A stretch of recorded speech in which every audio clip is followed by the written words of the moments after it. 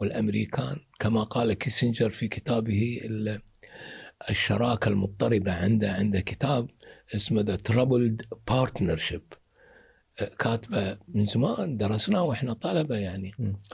كيسنجر يقول يعني لا يغررك في الكتاب هذا، لا يغررك شكل الأطلسي، ادخل في الداخل ستكتشف الترابلد بارتنرشيب، الشراكة المضطربة التي تجمعنا احنا الامريكان مع الاوروبيين.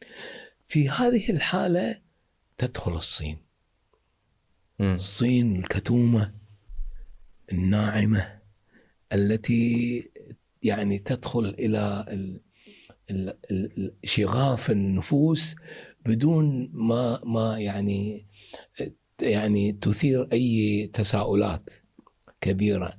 روح أفريقيا الآن، أفريقيا صارت يعني قاعدة صينية.